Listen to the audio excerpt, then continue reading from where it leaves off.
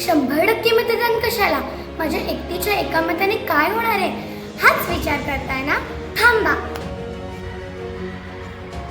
मतदान नक्कीच करा, कारण आपण ज्यांना पोलादी पुरुष म्हणतो ते सरदार वल्लभभाई पटेल अहमदाबाद महापालिकेच्या निवडणुकीत केवळ एका मताने जिंकले. मतदान नक्कीच करा, कारण केवळ एका मताने फ्रान्स या देशाचे रूपांतर राजशाहीकडून लोकशाहीकडे झाले.